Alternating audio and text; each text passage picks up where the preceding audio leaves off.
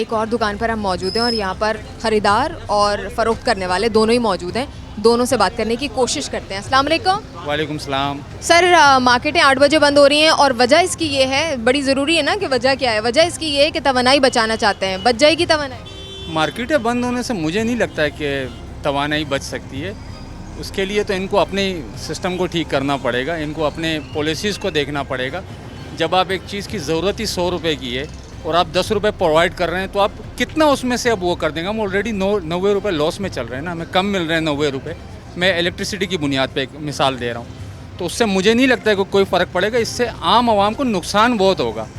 बात यह है कि जो बंदे का हर चीज़ के मुख्तलिफ वो होते हैं। अब मैकेनिक्स हैं, वो जुम्मे को बंद होते हैं, मार्केट से संडे को बंद होती है।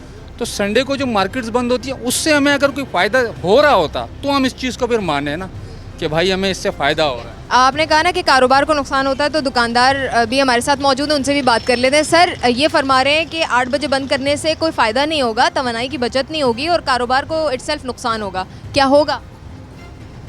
नहीं, वैसे ही देखें, कारोबार पे असर पड़ा हुआ है आजकल। मज़ीद ये टाइम कम करेंगे तो और फ़र्क पड़ जाएगा।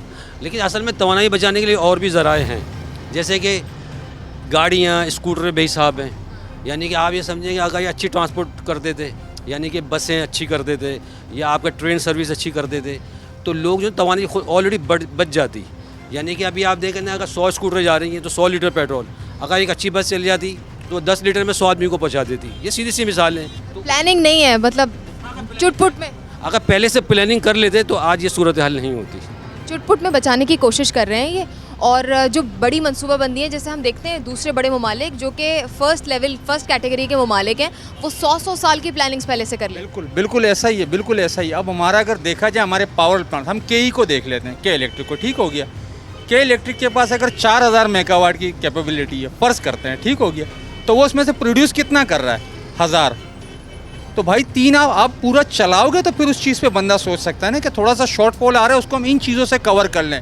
आपके पास शॉर्टफॉल ही 90% है, आप पूरा पाकिस्तान भी बंद कर दोगे फिर भी मेरे घर पे लाइट नहीं आएगी, तो मुझे क्या फ़र्क पड़ता है इलावा इसके कि मैं तकलीफ़ में आ जाऊँ। मैं जस्ट तकलीफ़ में ही आऊँगा, मुझे उससे मेरे ख्याल में मेरा माइंड। आपने के की बात कर ली है, तो मैं ज़रा बिजली के बिलों पर भी आ जाऊँ। 8 बजे दुकानें बंद हो जाएंगी भाई, तो क्या बिजली के बिल जो 12,000 से 24,000 हो गए, बल्कि 24,000 तो शायद मैं हल्का हाथ रख के कह रही हूँ, 30,000 रुपये हो गए, यानी 3 गुना बढ़ गए, तो क्या उसमें आपको कमी होती हुई नज़र आई? हाँ, मेरे ख्याल 19-20 फ़र्क आएगा, ज़्यादा नहीं आएगा। और फिर दूसरी बात ये कि तवानाई बचाने के लिए सबसे अच्छे ज़राए वही हैं, आप इंडस्ट्री लगाएं, आप लोग अच्छी तालीम दें, आप रिसर्च पे तवज्जो दें ताकि कुछ काम हो। This again comes with planning, और प्लानिंग की हम बात करते हैं तो उसके लिए सोच समझ अकल शऊर चाहिए होती है। आपको एक टेबल पर बैठ के फैसले करने होते हैं जो कि यहाँ पर होते हुए नज़र नहीं आ रहे।